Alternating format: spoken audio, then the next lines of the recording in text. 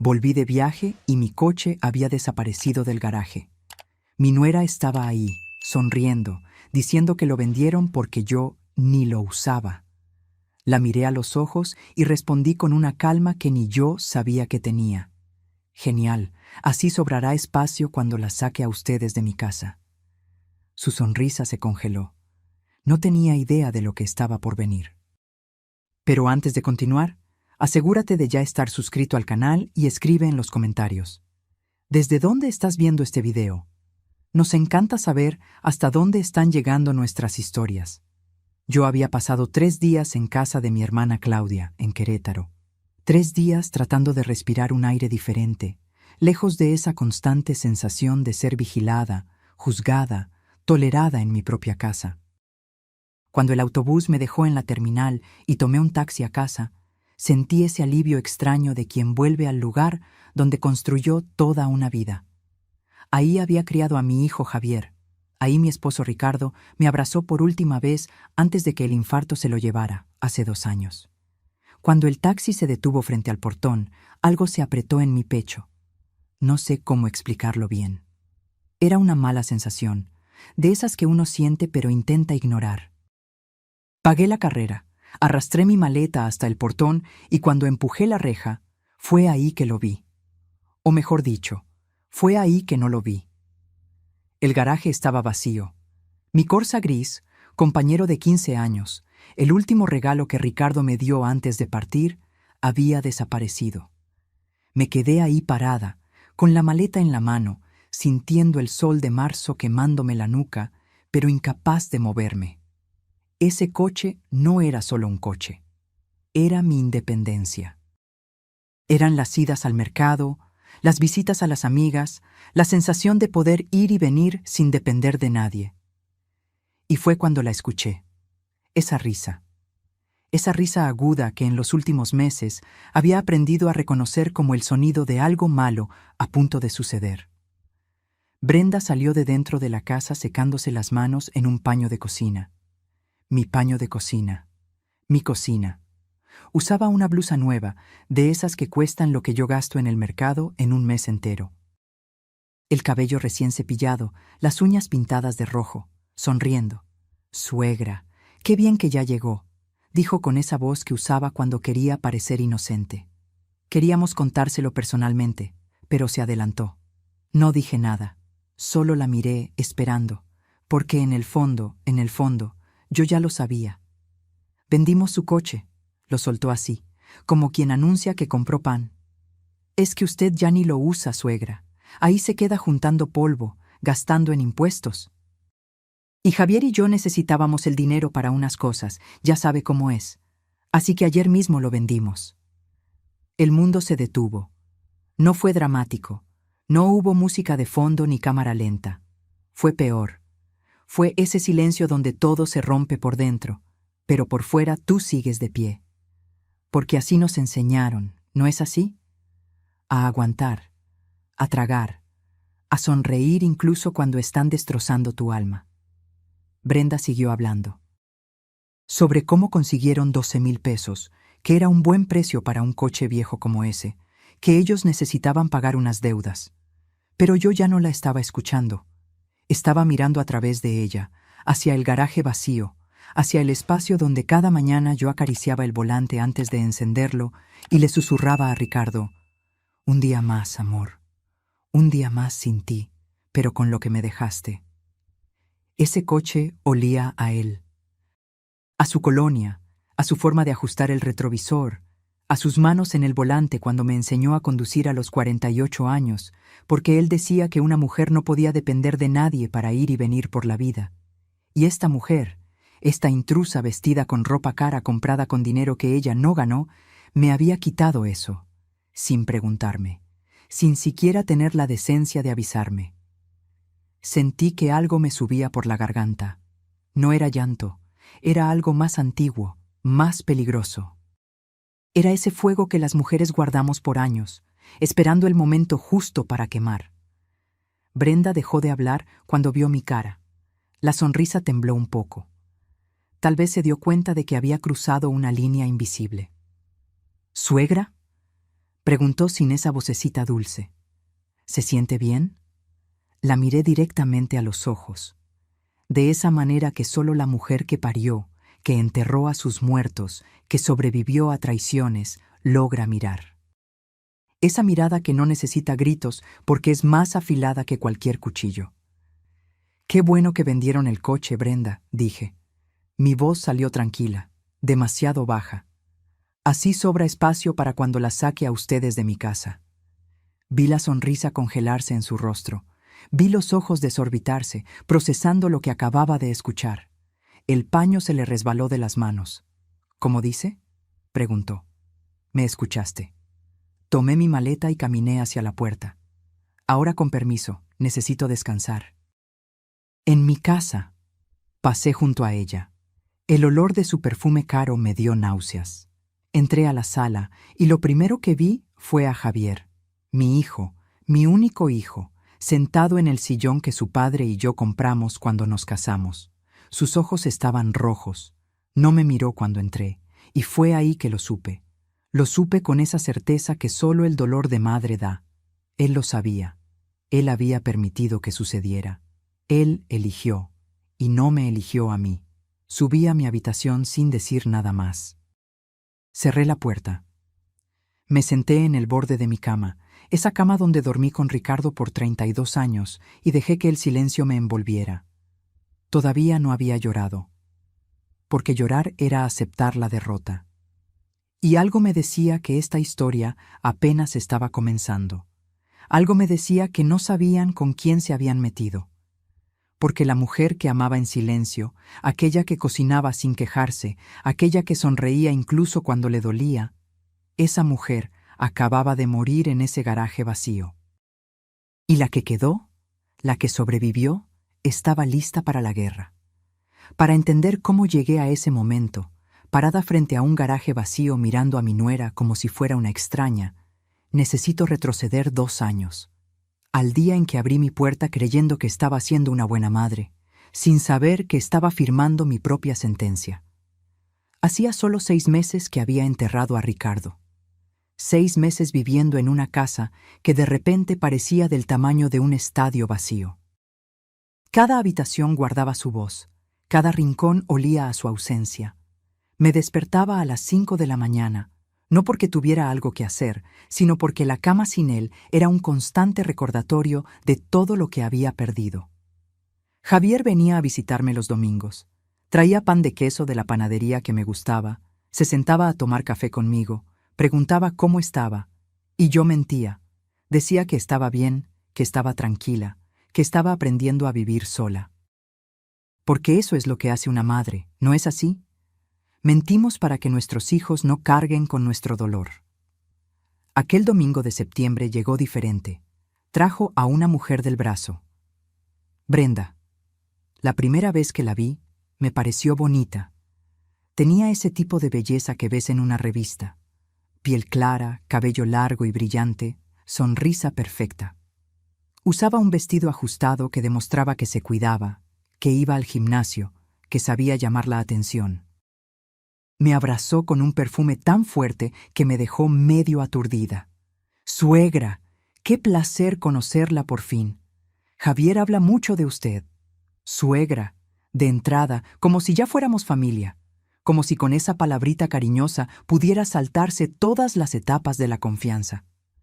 «Mamá», dijo Javier, y en sus ojos vi algo que no veía desde niño. Ilusión. «Nos casamos hace 2 semanas, por lo civil. Queríamos contártelo personalmente». Me quedé con la taza de café suspendida en el aire. Casado. Mi hijo se había casado y yo no estuve ahí.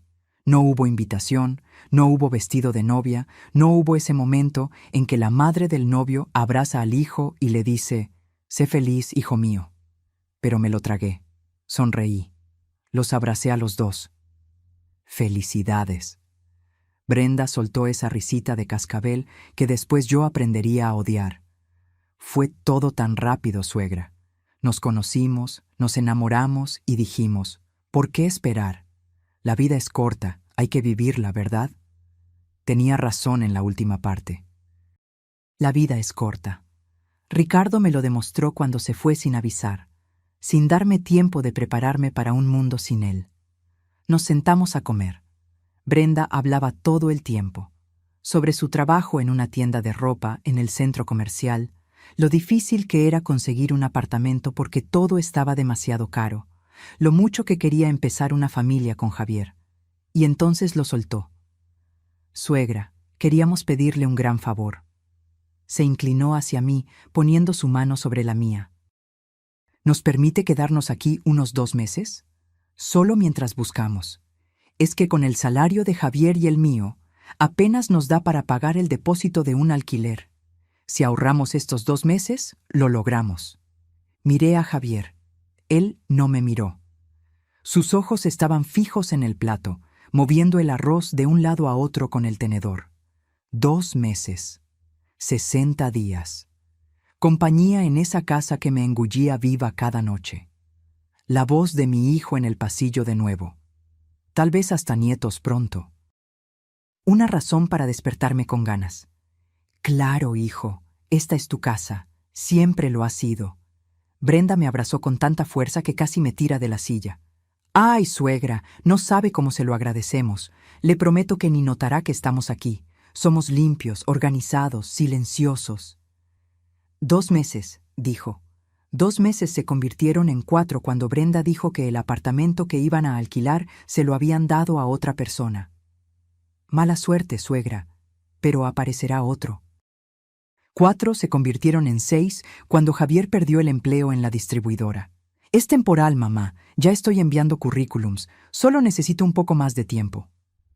Pasó 1 año, y yo seguía esperando que me dijeran, mamá, encontramos un lugar, gracias por todo. Pero esas palabras nunca llegaron. Lo que vino fue el cambio. Al principio eran pequeños detalles. Brenda cambió los muebles de la sala porque así se ve más moderno, suegra. Cambió las cortinas de la cocina sin preguntarme. Trajo su vajilla y guardó la mía, la que mi madre me dio cuando me casé, en lo alto del armario donde apenas alcanzaba. Empezó a cocinar. Decía que quería ayudarme, que yo ya había trabajado demasiado en la vida, pero la verdad es que no quería que yo estuviera en mi cocina. Me miraba con impaciencia cuando intentaba hacer un café por la mañana, como si estuviera estorbando. Mejor siéntese, suegra, yo le llevo el café a su habitación. A mi habitación. Como si el resto de la casa ya no fuera mío. Luego vinieron las reglas. Suegra, ¿le molesta no escuchar música tan alta por la mañana? Javier trabaja hasta tarde y necesita descansar. Suegra, mejor no llame a sus amigas durante la semana. Necesitamos tranquilidad. Suegra, avisa cuando vaya a salir, es para que no estemos preocupados. Avisar, en mi propia casa. Pedir permiso para llamar a las amigas que venían a visitarme desde los 20 años. Pero lo peor no fueron las reglas. Lo peor fue Javier. Mi hijo se había convertido en un fantasma. Salía temprano, llegaba tarde. Cuando intentaba hablar con él, Brenda siempre aparecía con algo. Si necesitaba ayuda con la computadora, si tenía que ir a ver un apartamento, si tenía un compromiso importante. Una tarde lo encontré solo en el patio, fumando. Algo que nunca había hecho. Hijo, ¿estás bien? Sí, mamá, sí lo estoy. No lo parece. Siento que ya no conversamos como antes. Se quedó en silencio por un momento. Vi algo en sus ojos, algo parecido a culpa o miedo. No supe distinguirlo. Está difícil, mamá. El trabajo nuevo tampoco paga bien. Brenda y yo estamos ahorrando, pero está tardando. No hay prisa, no los estoy echando. Lo sé. Me miró por fin. Gracias por todo, mamá. De verdad. Me abrazó. Y en ese abrazo sentí algo extraño, como si se estuviera despidiendo, como si hubiera surgido entre él y yo una pared invisible que crecía un poquito más cada día. Esa pared tenía nombre: Brenda. Pasaron 2 años enteros, 24 meses viendo cómo mi casa dejaba de ser mía, viendo a mi hijo mirarme cada vez menos, viendo el espacio donde había criado una familia, enterrado a mi marido, guardado mis recuerdos, llenarse de cosas que no reconocía. Las vecinas empezaron a preguntarme: Doña Socorro, que vivía al lado desde hacía 30 años, me encontró en el mercado. «Elena, ¿qué pasa con tu nuera? El otro día le pregunté por ti y me dijo que estabas descansando, como si ella fuera la dueña de tu casa». Doña Marlene, que vendía pasteles en la esquina, fue más directa. «Esa chica anda diciendo por ahí que la casa ahora es de los dos, que ya tienes edad y que ellos te cuidan. Solo te aviso, Elena, por si no lo sabes». Yo lo sabía, o no quería saberlo, hasta que una noche escuché algo que me partió en dos. Eran casi las 11. No podía dormir, como siempre. Bajé a la cocina a buscar un vaso de agua y las escuché conversar en la sala. Brenda y su madre, Sonia, que había venido de visita. «Te lo digo, mamá, la vieja ya está mayor, no va a durar mucho más. Cuando se muera, todo esto es de Javier, y Javier hace lo que yo mando». «¿Y si no se muere pronto?», preguntó Sonia con una risa que me congeló la piel. «Entonces la convencemos de que se vaya a un asilo o algo así. Vendemos la casa y dividimos. De todas formas, ella sola aquí, ¿para qué la quiere?». Las dos se rieron. Me quedé ahí, descalza en el suelo frío, con el vaso vacío en la mano, sintiendo cada palabra clavarse en mi pecho como un clavo oxidado. La vieja. Dividimos. ¿Para qué la quiere? Esa noche no bebí agua. Subí a mi habitación, me senté en la cama y por primera vez en 2 años me permití ver toda la verdad. No eran huéspedes, eran invasoras, y yo había abierto la puerta sola. Pero todavía no sabía cuánto me quedaba por descubrir. Todavía no sabía que en un cajón olvidado, Ricardo me había dejado la llave para salir de esta pesadilla. Lo descubriría pronto, y cuando lo hiciera, todo iba a cambiar. Hay una enorme diferencia entre sentir que algo está mal y verlo con tus propios ojos. Entre sospechar que tu lugar te está siendo arrebatado y presenciarlo segundo a segundo sin poder hacer nada. O peor, sin atreverte a hacer nada. Después de esa noche, cuando escuché a Brenda llamarme vieja, algo cambió dentro de mí. No fue un cambio ruidoso. Fue silencioso, como esas grietas que aparecen en las paredes de una casa antigua. Nadie se da cuenta hasta que un día la pared se derrumba. Empecé a observar, de verdad a observar. Me di cuenta de que Brenda había redecorado casi toda la casa sin que yo lo notara. O tal vez sí lo había notado, pero elegí no verlo, porque ver duele. Ver te obliga a actuar. Los cuadros que Ricardo y yo compramos en nuestros viajes, Ouro Preto, Campos do Jordão, Paraty, ya no estaban en la sala. En su lugar había fotos enormes de Brenda y Javier. Una de la boda civil, otra de un viaje a la playa que yo ni sabía que habían hecho, otra donde posaban frente a no sé qué restaurante elegante. Los cojines bordados que mi madre me dio cuando Javier nació habían desaparecido. Ahora había unos modernos que venden caros en esas tiendas, todos grises y negros, fríos, sin historia. Hasta las plantas del pasillo, mis violetas moradas que cuidaba desde que me casé, habían sido cambiadas por suculentas en macetas minimalistas, como si todo lo que olía a mí, a mi vida, a mis años, necesitara ser borrado. Pero lo que más me dolió no fueron las cosas, fue la forma en que me trataban. Una mañana bajé a tomar café a las 7, como siempre. Siempre he sido de despertar temprano. Me gustaba ver el sol naciendo con una taza de café caliente, escuchar los pájaros en el árbol del patio, sentir que el día apenas comenzaba y todo era posible. Brenda ya estaba en la cocina. Llevaba una bata de seda, de esas que cuestan más que mi despensa del mes, y estaba haciendo un jugo en la licuadora. Mi licuadora, esa que yo usaba para hacer salsa de tomate los domingos. «Buenos días», dije. Ella se volteó y me miró irritada, así, sin disimular. «Ay, suegra, tan temprano». Apagó la licuadora. «Es que voy a entrenar en media hora y necesito concentrarme. ¿No puede tomar café más tarde? O si quiere yo le preparo algo y se lo llevo a su habitación». Mi habitación. De nuevo esa frase, como si yo fuera inquilina en mi propia casa. «No es necesario», dije con la voz más tranquila que pude. «Solo vine a tomar un café». «Mejor no, suegra. La cafeína no le hace bien a su edad. Le va a subir la presión. Agarró una cajita de té. Tome, esto es más saludable.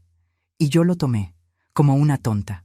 Fui a mi habitación, cerré la puerta y bebí ese té amargo, sintiendo cómo cada sorbo se tragaba mi orgullo, mi rabia, mi dignidad. Las cosas siguieron empeorando.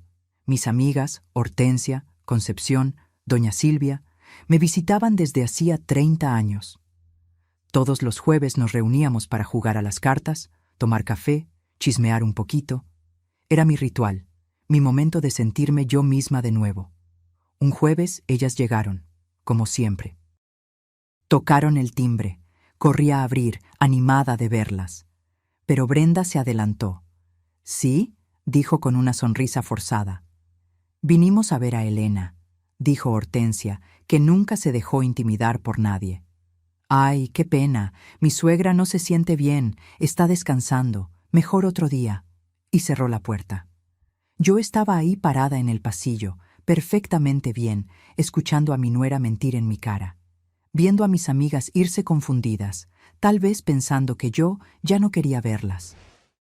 «¿Por qué hiciste eso?», le pregunté cuando se volteó. «Ay, suegra, la casa está hecha un desastre. Me dio vergüenza que la vieran así. Además, usted sabe que necesita descansar.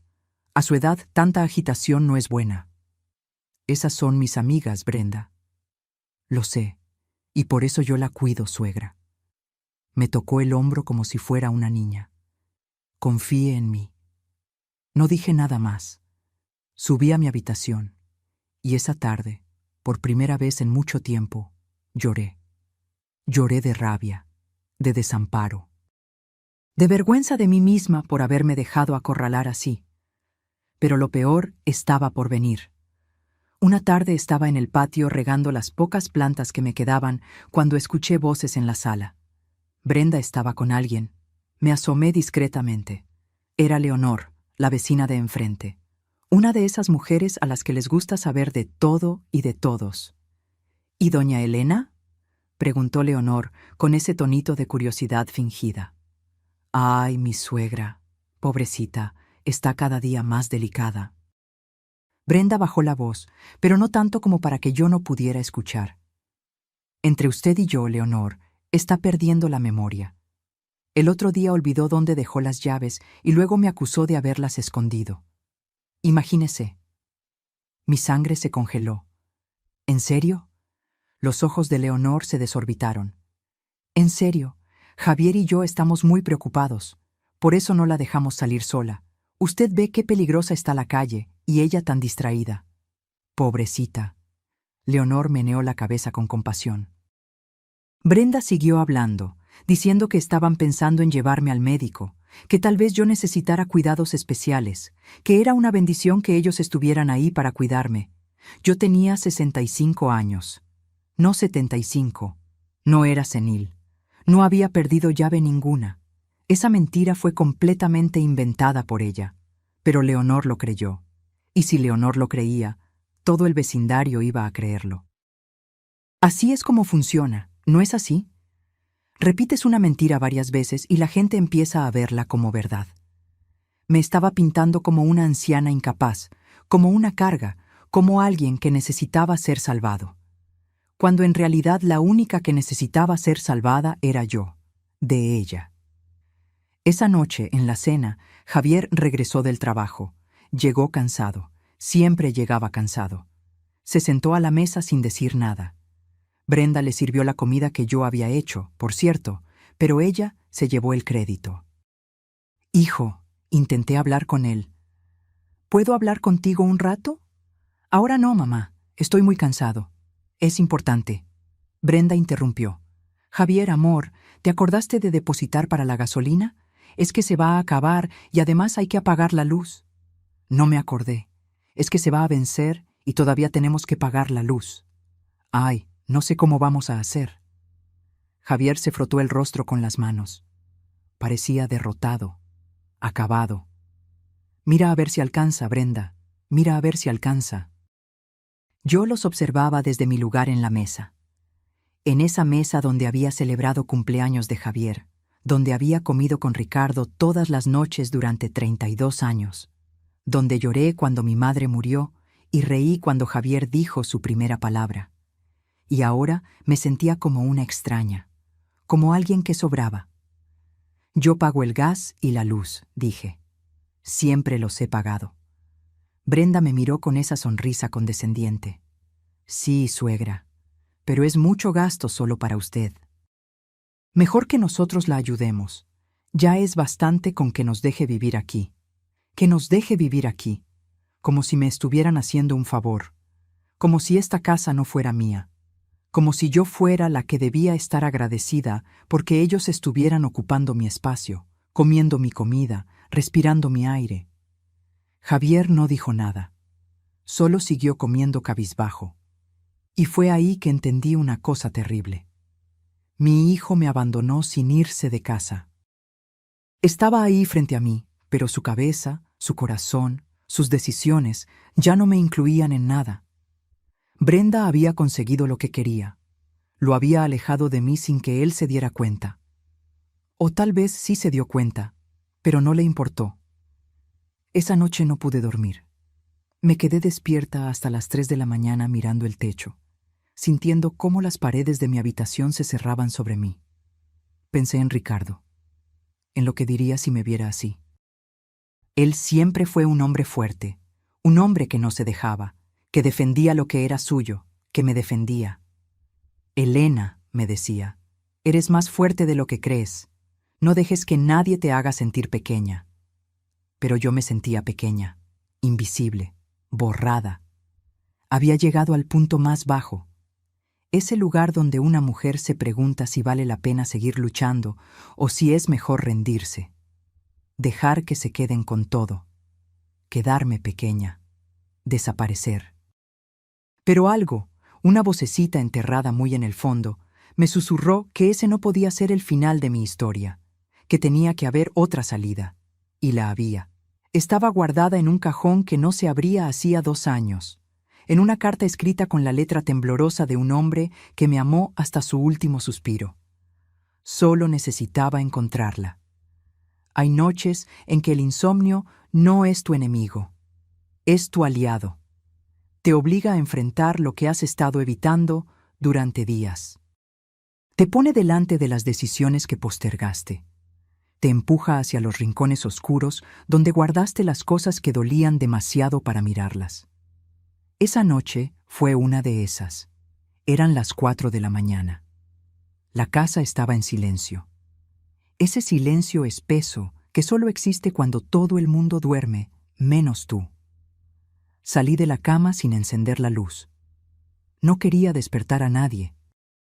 No quería que Brenda saliera de su habitación, que era el antiguo taller de costura de mi madre, para preguntarme qué hacía despierta, para decirme que tomara una pastilla, para tratarme como si fuera una niña. Caminé descalza hasta el armario. Ese armario que no se revisaba con cuidado hacía años porque cada vez que lo abría olía a Ricardo, a su colonia, a su ropa, a todo lo que él era y ya nunca volvería a ser. Al fondo, detrás de las cajas de zapatos viejas y las mantas de invierno, estaba la caja de madera, esa que el propio Ricardo había hecho en el taller del patio cuando teníamos 20 años. La había esculpido con sus dedos. Estaba empolvada, olvidada. La jalé con cuidado. Pesaba más de lo que recordaba. Me senté en el suelo con la caja en mi regazo y respiré hondo. Sabía que había cosas allí que me iban a quebrar. Fotos de cuando éramos jóvenes. Cartas que nos escribimos cuando él trabajaba en Belo Horizonte y yo estaba embarazada aquí de Javier. Boletos de cine. Servilletas de restaurante donde celebramos aniversarios. Una vida entera guardada en un pedazo de madera. Abrí la tapa despacio. Y ahí estaba, como una luz de recuerdos golpeándome el pecho. Vi nuestra foto de boda, desvanecida por el tiempo. Vi el primer mechón de cabello de Javier guardado en un sobre amarillento. Vi las tarjetas de cumpleaños que le daba a Ricardo todos los años con mis cursis mensajes escritos con pluma azul. Pero entonces, en el fondo de la caja, vi algo que no recordaba haber puesto ahí. un sobre grueso y blanco, sellado con cinta adhesiva. En el frente, con la letra temblorosa de Ricardo, esa letra que se le dificultó en los últimos meses por las medicinas, decía: para Elena, abre esto solo si alguien intenta quitarte lo que construimos juntos. Mi respiración falló. Mis manos temblaron cuando rompí el sello. Dentro había varios documentos doblados y una carta manuscrita. Encendí la lámpara de la mesita, me puse mis lentes y comencé a leer. Mi querida Elena, si estás leyendo esto es porque algo salió mal. Porque alguien, y tengo mis sospechas de quién puede ser, está tratando de aprovecharse de ti. Perdóname por no habértelo contado antes. No quise preocuparte mientras estaba enfermo. No quise que pasaras mis últimos días pensando en papeles y propiedades en lugar de estar conmigo. Pero necesito que sepas una cosa. Necesito que tengas las armas para defenderte cuando yo ya no esté aquí. Mis ojos se llenaron de lágrimas, pero seguí leyendo. Hace 5 años, cuando el negocio de camiones estaba en su mejor momento, compré 2 propiedades más además de nuestra casa. Lo hice pensando en nuestro futuro, en tener algo garantizado por si algún día yo faltaba. Están registradas solo a tu nombre, Elena, solo a tu nombre. Nadie más puede reclamarlas. Mi corazón se aceleró. También compré un pequeño apartamento en el barrio Santa Efigenia. Se lo alquilé a una familia de confianza. El dinero de ese alquiler va directo a una cuenta bancaria que abrí para ti.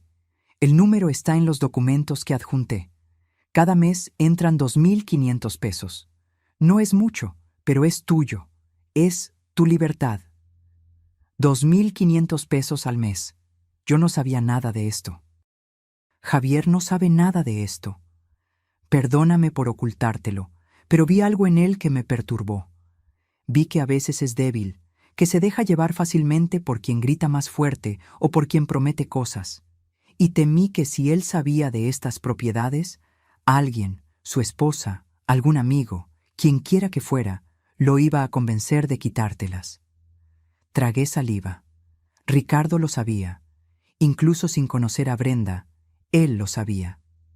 Esto es tuyo, Elena, solo tuyo. No dejes que nadie te haga sentir inútil. No dejes que te convenzan de que eres un estorbo. Eres la mujer más fuerte que he conocido. La que crió a nuestro hijo sola mientras yo viajaba. La que cuidó de mi madre cuando se enfermó. La que sostuvo mi mano en el hospital cuando yo tenía miedo de morir. Las lágrimas cayeron sobre el papel. Mancharon la tinta, pero ya no importaba, porque esas palabras ya estaban grabadas en mi corazón. Eres una guerrera, mi amor, y los guerreros no se rinden. Si necesitas ayuda, busca al doctor Medeiros. Es mi abogado de toda la vida, tiene copia de todo, confía en él como confiaste en mí. Perdóname por dejarte, perdóname por no poder estar ahí para defenderte, pero te dejo esto. Estas propiedades, este dinero, esta carta, te dejo a ti, mi amor, y nadie puede quitarte esto. Siempre tuyo, Ricardo. Me quedé ahí sentada en el suelo, con la carta en la mano, llorando en silencio. Ricardo lo sabía. De alguna manera, él lo sabía. Sabía que alguien vendría, tal vez no Brenda específicamente, pero alguien, a tratar de quitarme lo que era mío, y me dejó un escudo. Tomé los documentos. Eran escrituras legalizadas y registradas. Propiedad número 1. Una casita pequeña en el barrio El Dorado, 2 habitaciones, un baño, alquilada a una familia que pagaba 1.200 pesos al mes. Esos pagos iban a la misma cuenta bancaria que Ricardo mencionó. Propiedad número 2. Un local comercial en la región del centro, alquilado a una señora que vendía productos naturales. 800 pesos al mes. Propiedad número 3. El apartamento en Santa Efigenia. 2.500 pesos al mes. Hice las cuentas rápidamente en mi cabeza. Entre las 3 propiedades, 4.500 pesos llegaban cada mes. 4.500 pesos que yo no sabía que tenía. Busqué el papel con el número de cuenta. Estaba ahí. Banco do Brasil, Agencia Centro. Me vestí en silencio. Me puse un abrigo. Tomé mi bolso. Bajé las escaleras sin hacer ruido. Salí de casa cuando el día apenas estaba amaneciendo. El cielo tenía ese color naranja pálido que anuncia un nuevo día. Caminé las 4 cuadras hasta el cajero automático de la esquina. Puse la tarjeta que venía con los documentos. Digité la contraseña que Ricardo había anotado. Y ahí, en la pantalla verde brillante del cajero automático, apareció el saldo. 100.240 pesos. Casi 100.000 pesos que estaban ahí hacía 2 años, creciendo mes a mes, esperándome. Tuve que sostenerme de la pared del cajero automático. Mis piernas temblaron. No era solo por el dinero, era por lo que eso significaba. Significaba que yo no estaba sola, significaba que tenía opciones, significaba que no necesitaba aguantar ni un día más. Volví a casa con el sol ya saliendo. Brenda estaba en la cocina preparando el jugo de siempre. «Buenos días, suegra». «¿Ya fue a misa tan temprano?» «Fui», dije con una sonrisa. «Fui a resolver algo que había olvidado». Ella me miró extrañamente. Tal vez notó algo diferente en mi voz, algo que no estaba ahí antes.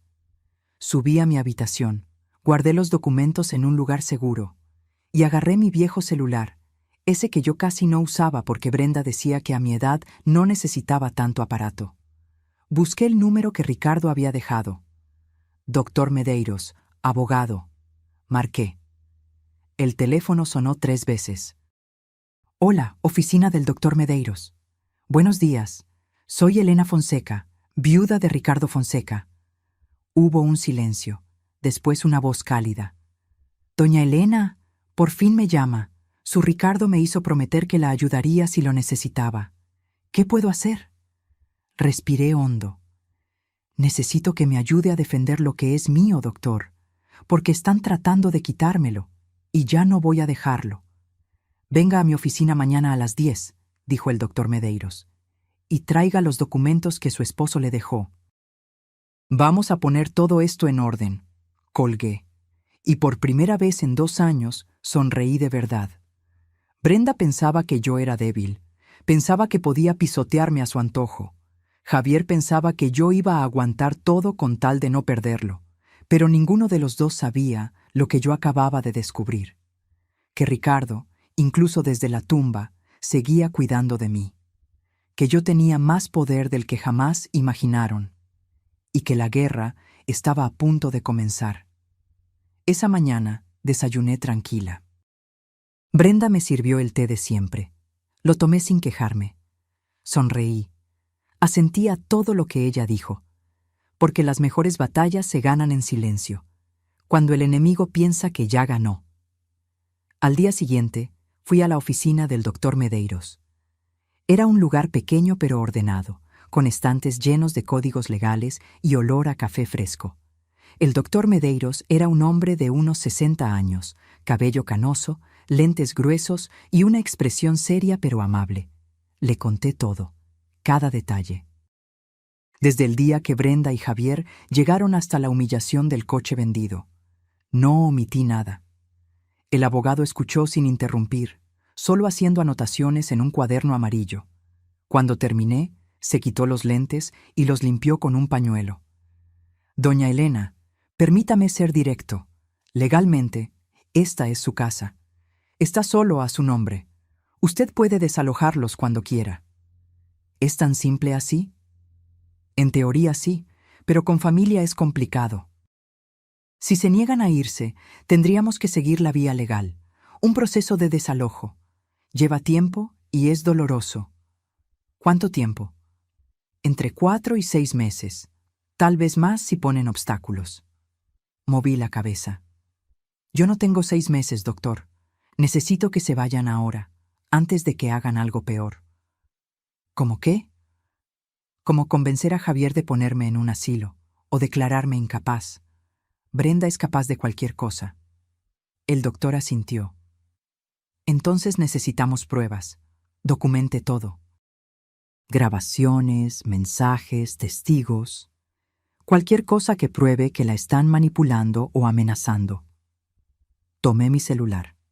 ¿Esto funciona? En los últimos días yo había empezado a grabar conversaciones sin que ellos lo supieran. Dejaba mi celular en el bolso con la grabadora activada y capturaba todo. Brenda conversando con su madre sobre convencer a la vieja. Javier diciendo, no hay remedio, tenemos que aguantar un poco más. Cada palabra venenosa, guardada. El abogado escuchó algunos fragmentos. Su expresión se endureció. Esto es oro, doña Elena. Con esto podemos demostrar que hay manipulación y abuso psicológico. Entonces, ¿qué hacemos? Primero, abra una nueva cuenta bancaria. Transfiera el dinero de los alquileres para allá. Que no tengan acceso a nada. Ya está hecho. Nada mal. Segundo, haga un inventario de todo en la casa.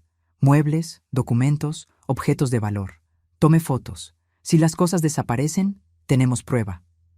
Lo haré hoy. Tercero, busque un lugar temporal para quedarse en caso de que necesite salir de casa rápido. Tengo a mi hermana en Querétaro. Perfecto. Y cuarto, continúe comportándose normalmente. Que no sospechen de nada. Siga grabando, siga documentando. Cuantas más pruebas tengamos, más fuerte será nuestro caso. Y entonces el doctor sonrió. Una sonrisa pequeña, pero llena de justicia. Ahí, doña Elena, daremos el golpe cuando menos lo esperen. Los sacaremos de la casa legalmente, con pruebas, sin que puedan alegar nada. Salí de esa oficina con un plan, con un objetivo claro. Por primera vez en años, sentí que estaba recuperando el control. Los días siguientes fueron de pura actuación. Sonreí, cociné, conversé con Brenda como si nada hubiera pasado. Hasta le pregunté por su familia, por sus planes, fingiendo interés. Ella se tragó mi actuación. Creyó que me había domado. Mientras tanto, documenté todo. Fotografié todas las habitaciones de la casa. Conté los muebles. Revisé las escrituras, los recibos, todo. También visité a mi sobrina Julia, contadora de profesión, y le pedí que me ayudara a organizar las finanzas. Julia era una mujer inteligente de unos 40 años, divorciada, sin pelos en la lengua. Tía, ¿por qué no me contaste antes que estabas pasando por esto?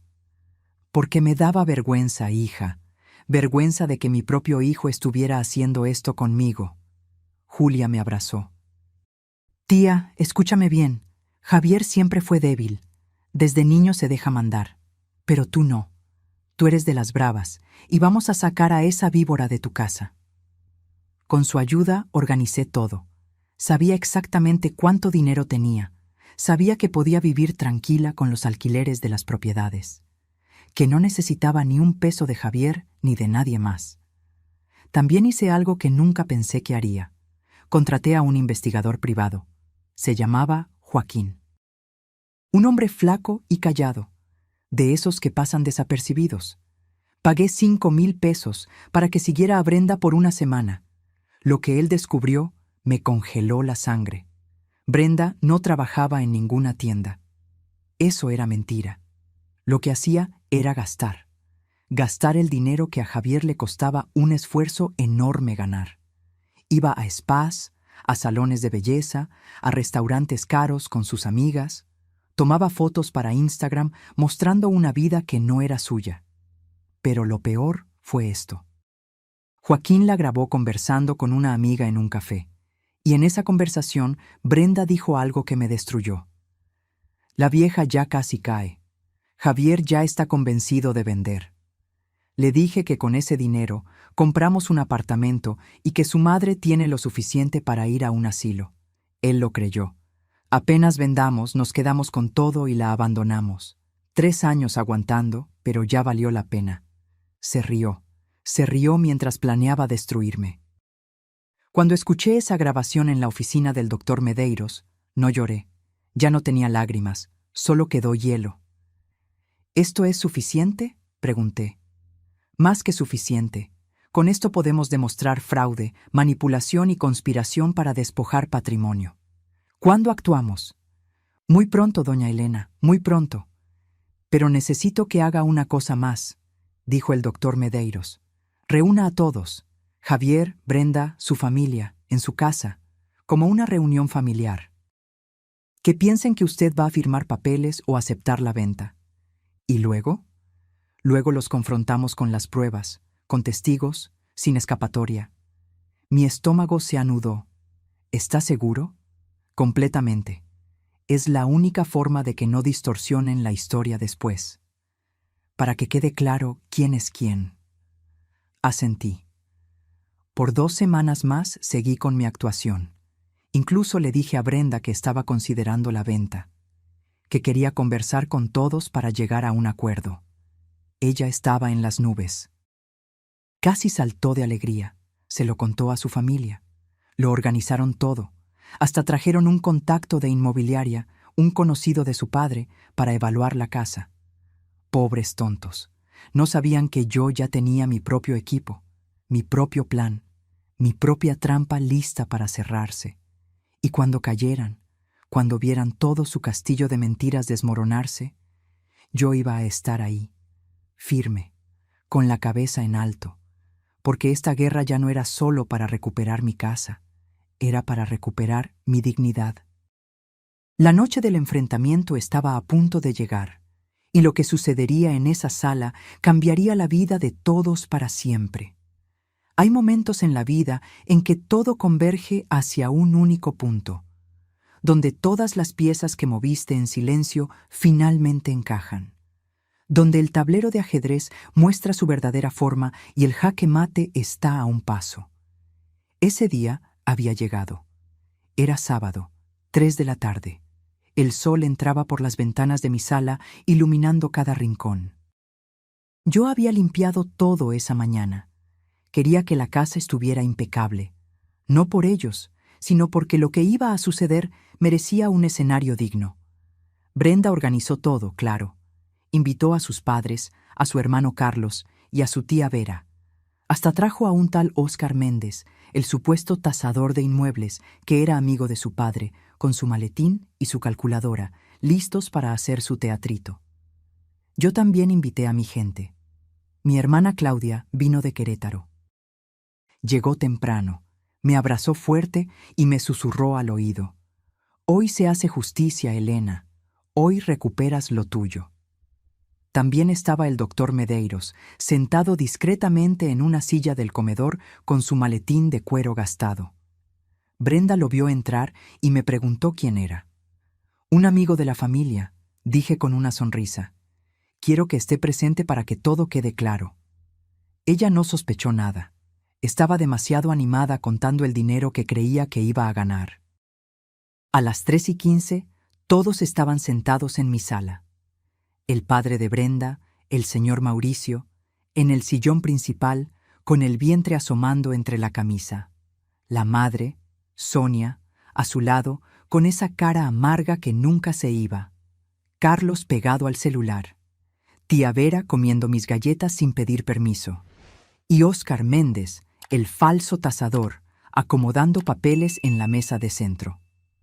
Javier se quedó callado, sentado al lado de Brenda, con las manos sudadas y la mirada perdida. Tal vez en el fondo, él sabía que algo no tenía sentido. Tal vez su conciencia le estaba gritando que aquello estaba mal, pero era demasiado cobarde para escuchar. Brenda me agarró del brazo cuando entré. Suegra, qué bien que ya llegó. Mire, aquí está el señor Méndez. Él le va a explicar cuánto vale la casa y cómo podemos hacer la venta rápido. ¿No es emocionante? Muy emocionante, dije sin emoción alguna. Me senté en la silla al lado del doctor Medeiros. Claudia se quedó detrás de mí con las manos en mis hombros. Su apoyo silencioso me dio fuerza. Óscar Méndez carraspeó. Bueno, doña Elena, es un placer conocerla. Sacó unos papeles. Hice una valoración preliminar del inmueble basada en las características, el área, el estado de conservación. Calculo que el valor comercial de esta casa es de aproximadamente 600,000 pesos. Todos sonrieron, como si acabara de anunciar que habían ganado la lotería. Ahora, continuó Óscar, lo ideal sería vender rápido. Tengo varios clientes interesados. Podríamos cerrar el negocio en 2 semanas y dividir el dinero según lo acordado. En familia. El señor Mauricio se frotó las manos. ¿Ve, doña Elena? Eso es mucho dinero, más que suficiente para todos. Claro, agregó Sonia. Usted se queda con su parte, compra algo cómodo y pequeñito, y los muchachos empiezan su vida. Brenda apretó la mano de Javier. Él todavía no me miraba. ¿Y cuánto sería mi parte?, pregunté con voz tranquila. Óscar consultó la calculadora. Bueno, considerando que usted es la propietaria original, pero que su hijo y su nuera vivieron aquí y contribuyeron al mantenimiento. Ellos no contribuyeron con nada, interrumpí. Yo pago la luz, pago el agua, pago los impuestos, pago todo. Hubo un silencio incómodo. Brenda rió nerviosa. Ay, suegra, no sea así. Ayudamos con otras cosas, ¿verdad, amor? Javier asintió sin convicción. Óscar carraspeó. Bueno, de todas formas, lo justo sería dividir el valor en partes iguales. Digamos, 200,000 para usted y el resto para la pareja. 200,000. De mi propia casa, de la casa que pagué con el sudor de 30 años. Me quedé mirando a Óscar Méndez, luego al señor Mauricio, luego a Brenda. ¿Y si yo no quiero vender? La sonrisa de Brenda tembló. ¿Cómo que no quiere vender? Pero si ya habíamos quedado. Yo nunca quedé en nada, Brenda. Tú decidiste por mí, como siempre. El señor Mauricio se levantó de la silla. Doña Elena, no se ponga difícil. Ya hablamos de esto. Es lo mejor para todos. ¿Lo mejor para todos?, repetí. ¿O lo mejor para ustedes? Sonia bufó. Ya sabía que ella se iba a arrepentir. Siempre pasa con los viejos. Se ponen tercos. Algo hizo clic en mí. El gatillo fue jalado. «Doctor Medeiros», dije sin quitarle los ojos de encima a Brenda. «Creo que es hora». El abogado se levantó y sacó varios documentos del maletín. «¿Quién es este caballero?», preguntó Brenda desconfiada. «Soy Rubén Medeiros, abogado. Represento los intereses legales de la señora Elena Fonseca». «¿Abogado? ¿Para qué necesita usted un abogado?» «Para proteger lo que es suyo», respondió el doctor Medeiros con voz firme. «Señores, lamento informarles que esta reunión no es lo que ustedes piensan». Brenda se levantó de repente. «¿Qué está pasando aquí?» «Lo que está pasando», dije levantándome también, «es que el teatro se acabó». Saqué del bolso una bocina portátil, de esas pequeñitas que compré específicamente para este momento. La conecté a mi celular. «¿Qué está haciendo, suegra?» «Mostrándoles quién eres realmente, Brenda». Y le di al play. La voz de Brenda llenó la sala, clara, nítida, inconfundible. La vieja ya casi cae. Javier ya está convencido de vender. Le dije que con ese dinero compramos un apartamento y que su madre tiene lo suficiente para ir a un asilo. Él lo creyó. Apenas vendamos, nos quedamos con todo y la abandonamos. El silencio fue sepulcral. El señor Mauricio palideció. Sonia abrió la boca, pero no salió ningún sonido. Carlos levantó los ojos del celular por primera vez en la tarde. Brenda dio un paso hacia atrás. Eso está editado. Yo no dije eso». «¿Editado? ¿Quieres que ponga más?» Le di al play en otra grabación. Esta vez era Brenda conversando con su madre. «Te lo digo, mamá. La vieja ya está mayor. No va a durar mucho más. Cuando se muera, todo esto es de Javier. Y Javier hace lo que yo mando». La risa de Sonia resonó en el fondo. Esa risa que me congeló la sangre esa noche. Sonia se levantó. «Elena, yo no...» «Cállate», dije con una frialdad que ni yo me reconocí. Tuve que escucharlas burlarse de mí en mi propia casa. Ahora es el turno de ustedes de escuchar. Puse una tercera grabación. Brenda diciéndole a Javier: «Tu madre ya está vieja, amor. Ella ni va a notar lo del coche. Al fin y al cabo, ella ni lo usa. Es dinero que necesitamos más». Javier se levantó de la silla. Su rostro estaba rojo. No sé si era vergüenza o rabia. «Mamá, Tú lo sabías», dije mirándolo directo a los ojos. «Tú sabías que iban a vender mi coche y lo permitiste». «No fue así. Entonces, ¿cómo fue? Javier no supo qué responder. El doctor Medeiros tomó la palabra. Señores, tengo aquí pruebas documentadas de manipulación psicológica, conspiración para despojar patrimonio y fraude. Puso los papeles sobre la mesa.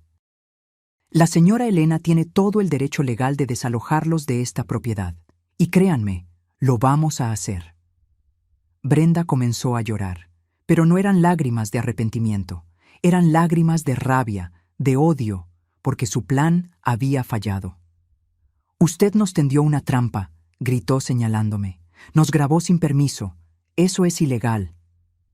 En México, explicó el doctor Medeiros, grabar conversaciones de las que usted es parte es completamente legal. Y todas estas grabaciones se hicieron en presencia de la señora Elena. El señor Mauricio se acercó a mí. Por un momento creí que me iba a gritar, pero su voz salió pequeña, avergonzada. Doña Elena, yo no sabía que mi hija... Claro que lo sabía, interrumpí. Usted estaba aquí el día que hablaron de que yo me fuera a un asilo. Se rió de mí. Creyó que yo era una anciana tonta a la que se podía mandar. Él no supo qué decir. Se volteó y miró a su hija. Brenda. ¿Todo esto es verdad? Ella no respondió, solo siguió llorando, pero eran lágrimas de víbora atrapada. Tía Vera se levantó del sofá con las pulseras haciendo ruido. Bueno, será mejor que me vaya. No tengo nada que ver con esto. Siéntese, ordené. Porque usted también estaba aquí proponiendo que yo me fuera a un asilo. Son todos igualmente culpables. Óscar Méndez, el tasador, agarró sus papeles nervioso. Yo mejor... ¿También se va? Dijo el doctor Medeiros. Hacerse pasar por tasador profesional sin serlo es fraude. Tengo testigos de sus acciones. El hombre palideció. Miré a Javier. Sus ojos estaban llorosos, las manos temblando. Mamá, perdóname. Yo no quería... Tú no quieres mi perdón, Javier. Quieres que te quite la culpa. Me acerqué a él. Tuviste 1000 oportunidades de defenderme. 1000 oportunidades de decirle a tu esposa que parara. 1000 oportunidades de ser el hijo que crié. Te amo, mamá. No, me necesitas, lo que no es lo mismo. Me volteé y me dirigí a todos. Tienen 15 días para desocupar mi casa. Y digo mi casa porque está a mi nombre, solo a mi nombre. Pueden examinar las escrituras si quieren. El doctor Medeiros puso las escrituras en la mesa. Aquí, propiedad exclusiva de Elena Fonseca, viuda de Ricardo Fonseca, sin copropietarios, sin gravámenes. Brenda se desplomó en el sofá. El señor Mauricio tenía la cabeza entre las manos. Sonia lloraba de rabia. Carlos todavía estaba en shock. 15 días, repetí. Y si no se van, el doctor procederá legalmente. Y créanme, con todas las pruebas que tengo, no van a ganar. Claudia me abrazó por detrás. Su apoyo me mantuvo de pie. Y otra cosa, agregué mirando a Brenda. Sé que no trabajas. Sé que gastas el salario de mi hijo en spas y restaurantes. Sé que vives una mentira. Y ahora todo el mundo lo sabe. Brenda levantó el rostro. Sus ojos estaban llenos de odio puro. ¿Y usted? ¿Cree que es muy perfecta? Es una vieja rencorosa y amargada que no soporta ver a su hijo feliz. Brenda, cállate, dijo el señor Mauricio con voz cansada. No me callo. Ella no entiende nada. Se levantó y me señaló. Necesitábamos ese dinero. Tenemos deudas, tenemos planes. Ya no podemos vivir así. Entonces trabaja, dije con frialdad, como hace la gente decente. Ella se abalanzó sobre mí. Claudia se interpuso. El doctor Medeiros también. Señora Brenda, le recomiendo que se controle, advirtió el abogado. Cualquier agresión física será documentada y utilizada en su contra. Javier jaló a Brenda por el brazo. Basta, vámonos. ¿Ir a dónde? Gritó ella. No tenemos a dónde ir. Eso ya no es mi problema, dije. Debieron haber pensado en eso antes. Uno por uno fueron saliendo. El señor Mauricio sin mirarme. Sonia murmurando maldiciones, tía Vera cabizbaja, Carlos corriendo hacia el coche. Óscar Méndez casi tropezando al salir. Brenda se detuvo en la puerta. Me miró con un odio que podría haber quemado la casa. Esto no se va a quedar así. Sí se va a quedar así, respondí. Y si intentas algo, tengo más pruebas de las que te imaginas. Salió dando un portazo. Javier se quedó ahí parado en medio de la sala, como un niño perdido. Mamá. Los 15 días empiezan hoy, dije. No hay vuelta atrás, Javier. ¿Y si? ¿Y si hablo con ella? Si hacemos las cosas bien. Era demasiado tarde para eso, hace 2 años. Sus ojos se llenaron de lágrimas. Entonces, perdí a mi madre. No, elegiste perderme. Salió de la casa. Escuché el coche de Brenda arrancar, cómo se fueron calle abajo. Cuando el silencio volvió, me hundí en el sillón. Claudia se sentó a mi lado. El doctor Medeiros guardó los documentos. Lo hizo muy bien, doña Elena, dijo él respetuosamente. Sé que no fue fácil. No lo fue, admití, pero era necesario. Claudia me abrazó. Ahora tu vida de verdad comienza, hermana. Miré alrededor de mi sala, mi casa, mi espacio. Muy pronto iba a ser solo mío de nuevo. Y aunque me dolía el pecho, aunque sentía que algo se había roto para siempre entre Javier y yo, por primera vez en años me sentí libre. Los días siguientes fueron extraños, como vivir en una casa embrujada donde los fantasmas aún no se han ido, pero sabes que ya no tienen poder sobre ti. Javier y Brenda no se fueron de inmediato. Legalmente, tenían los 15 días, pero convivir juntos era insoportable. Brenda dejó de fingir. Ya no tenía esa vocecita dulce de suegra. Ya no había sonrisa falsa. Ahora me miraba con el odio puro de alguien a quien le han arrebatado un premio que creía haber ganado. Se quedaba encerrada en la habitación la mayor parte del día, hablando por teléfono en voz alta con su madre, con sus amigas, llorando y haciéndose la víctima. Me expulsaron de casa. La vieja nos tendió una trampa después de todo lo que hicimos por ella. Qué fácil es cambiar la historia cuando conviene, ¿no es así? Javier era diferente. Se movía por la casa como un zombi, salía temprano al trabajo, volvía tarde, evitaba mi mirada. Al 10º día, una mañana, bajó a la sala. Yo estaba viendo televisión. «Mamá, ¿puedo sentarme?» Asentí. Se sentó en el sillón opuesto, el que pertenecía a su padre. «Mañana nos vamos. Lo sé. Y no sé si voy a volver». Aquello me dolió. Aunque yo sabía que era probable, escucharlo de su boca era diferente. «Eso depende de ti, Javier. La puerta siempre estuvo abierta. Fuiste tú quien la cerró». «Lo sé». Se frotó las manos nervioso. «Estoy pensando en separarme de Brenda». Levanté la vista sorprendida. «¿En serio?» «En serio. Estos días me he dado cuenta de muchas cosas, de cómo ella me manipuló desde el principio, de cómo mi relación contigo cambió, de cómo...» Su voz se quebró. «De cómo me convertí en alguien que no reconozco». «¿Y por qué no te separas ahora?» «Porque tengo miedo, mamá. Miedo de quedarme solo. Miedo de que tengas razón y yo sea un cobarde». Me levanté y me senté a su lado. Le tomé la mano. «Hijo, tener miedo no te hace cobarde. Lo que te hace cobarde es dejar que el miedo decida por ti. ¿Crees que todavía hay tiempo de arreglar esto, entre nosotros?» Lo miré a los ojos, esos ojos que yo conocía desde que nació. Que vi llorar cuando se caía de niño, que vi brillar cuando se graduó, que ahora estaban rotos. No sé, Javier, eso va a depender de lo que hagas de ahora en adelante, si aprendes de esto o si cometes los mismos errores de nuevo. Quiero aprender, mamá, quiero ser mejor. Entonces empieza tomando tus propias decisiones, no las que Brenda te manda, no las que yo te digo, las tuyas.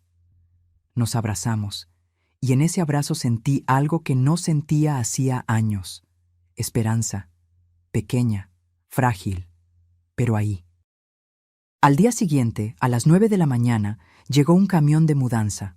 Brenda se fue con las maletas sin despedirse, sin mirar atrás, como si yo no existiera. Javier cargó las últimas cajas. En la puerta se detuvo. Gracias, mamá, por todo, aunque no me lo merezca.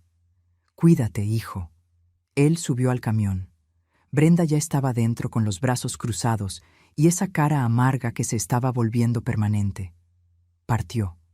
Los observé irse calle abajo hasta que doblaron la esquina y desaparecieron. Cerré la puerta. Me quedé en el pasillo, en el silencio más absoluto que había tenido en 2 años. Y entonces, por primera vez desde que todo empezó, sonreí. Mi casa estaba vacía, pero era mía de nuevo. Hay un silencio que duele, el silencio de la soledad, el silencio del abandono, y hay un silencio que cura, el silencio de la paz, el silencio de recuperar lo que es tuyo. Ese primer día sola en mi casa fue del segundo tipo.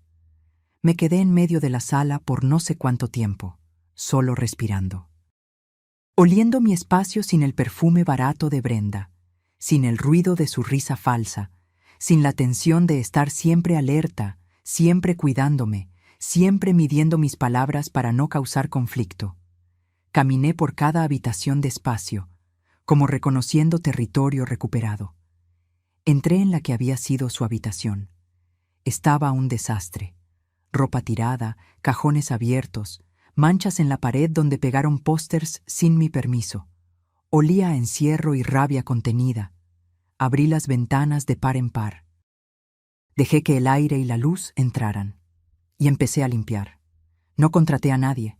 Lo hice yo misma, con mis propias manos, porque necesitaba borrar cada vestigio de ellos, cada rastro, cada recuerdo tóxico.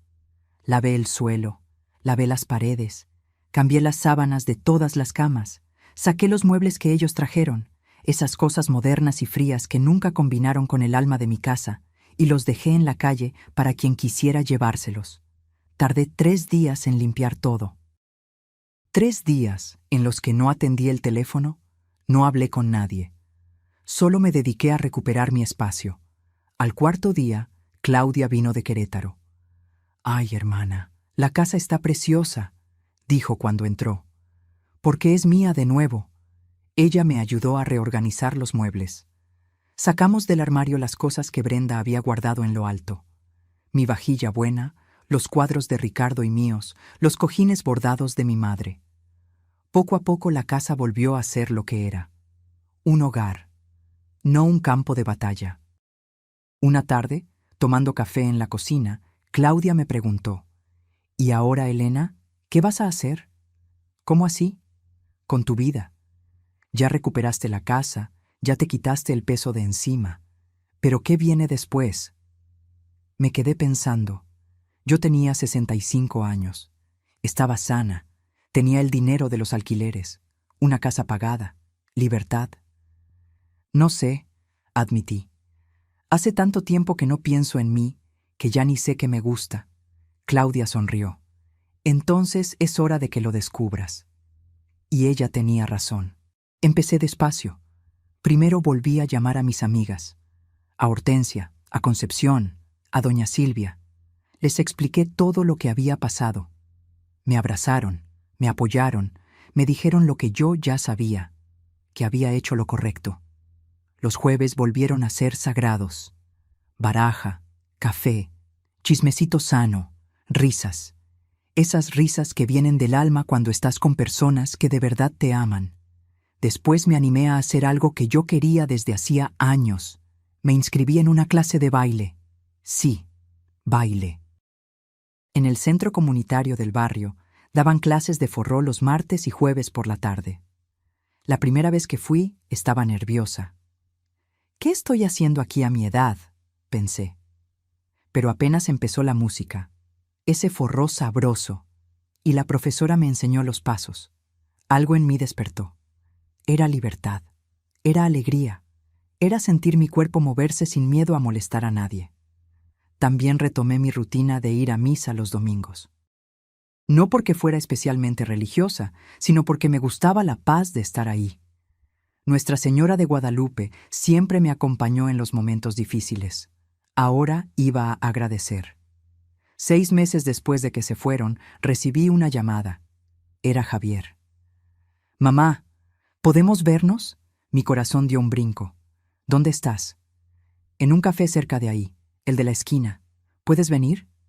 Dudé por un momento, pero algo en su voz, algo roto, algo humilde, me hizo decir que sí.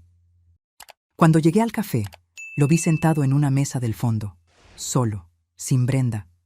Estaba diferente, más flaco, con barba de varios días, ropa sencilla. Ya no llevaba esas camisas caras que Brenda compraba. Me senté frente a él. «Hola, mamá». «Hola, hijo». Pidió 2 cafés. Nos quedamos en silencio por un momento. Esos silencios incómodos de cuando hay tanto que decir que no sabes por dónde empezar. «Me separé de Brenda», dijo por fin. «¿Cuándo?» «Hace 3 meses. El divorcio ya está en trámite». «¿Qué pasó?» Él rió amargo. «Todo. Vivir con sus padres fue un infierno. Ella me culpaba por todo. Peleábamos por el coche, por las mentiras. Luchábamos todos los días. Sus padres también empezaron a pelear entre ellos. Era insostenible». «¿Y dónde vives ahora?» «Alquilo una habitación pequeña. Pero es mía. Trabajo en otra empresa. Gano menos, pero estoy más tranquilo». Lo vi con ojos diferentes. Ya no era el hombre débil que dejó que su esposa me pisoteara. Era alguien que estaba tomando sus propias decisiones por primera vez en años. «¿Y por qué me buscas ahora?», pregunté. Lágrimas brotaron en sus ojos. «Porque necesito pedirte perdón, mamá. De verdad, no un perdón de palabra, un perdón real. Sé que no lo merezco. Sé que te fallé de la peor manera posible. Pero…» Su voz se quebró. «No quiero vivir el resto de mi vida sin mi madre». Me extendió la mano sobre la mesa. Temblorosa, miré esa mano. La mano de mi hijo. La mano que sostuve cuando estaba aprendiendo a caminar. La mano que me soltó cuando más la necesité. Y después de un momento que pareció eterno, la tomé. No te voy a mentir, Javier. Todavía duele. Y va a tomar tiempo para que las cosas vuelvan a ser como antes. Lo sé, pero eres mi hijo y siempre lo serás». Él se echó a llorar. Un llanto de alivio, de liberación. Nos quedamos allí en ese café conversando durante horas. Él me contó todo. Cómo Brenda lo manipuló desde el principio. Cómo poco a poco ella me fue alejando de él. Cómo él se dio cuenta de todo demasiado tarde. Y allí comenzó nuestra reconciliación. Despacio, con cuidado. Como esos jarrones rotos que pegas con paciencia, sabiendo que nunca volverá a ser igual, pero que puede ser igual de valioso. Javier empezó a visitarme los domingos. Comíamos juntos, conversábamos. A veces había silencios incómodos. A veces él decía algo y yo recordaba el dolor y tenía que respirar hondo. Pero lo estábamos intentando. Y eso era más de lo que creí que tendría. Un año después de todo el drama, yo estaba sentada en mi patio con mi café, mirando la bugambilla que Ricardo plantó cuando Javier nació. La casa estaba en paz. Mis amigas iban y venían. Yo bailaba mi forró. Conducía mi coche a donde quería.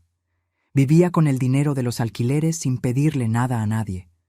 Javier venía todas las semanas. A veces traía flores. A veces solo su compañía. Nos estábamos curando despacio. Pero curando. ¿Y Brenda? Brenda había vuelto al interior con una tía. Escuché por ahí que sus padres se divorciaron, que intentó quedarse con otro hombre que tenía dinero, pero no funcionó, que estaba trabajando en una tienda amargada, culpando al mundo por sus problemas. La justicia poética hizo su trabajo. Pensé en Ricardo, en cómo planeó todo aquello incluso desde la cama del hospital, en cómo me dejó las herramientas para defenderme. «Gracias, mi amor», le susurré al viento. «Cumpliste tu promesa. Cuidaste de mí incluso después de irte». Y allí, en esa tarde tranquila, entendí algo importante. que a veces perder a las personas que creías que necesitabas es la única forma de encontrarte a ti misma, que el amor de madre no significa dejarse pisotear, que la dignidad no es negociable ni con la propia sangre, y que nunca, nunca es demasiado tarde para recuperar tu vida, porque la verdadera riqueza no está en lo que posees, está en lo que no permites que te quiten. Ahora, si te gustó esta historia, haz clic en suscribirte y dime en los comentarios qué parte te dejó con la boca abierta. Y no olvides hacerte miembro para tener acceso a videos exclusivos que no publico aquí. Te espero ahí.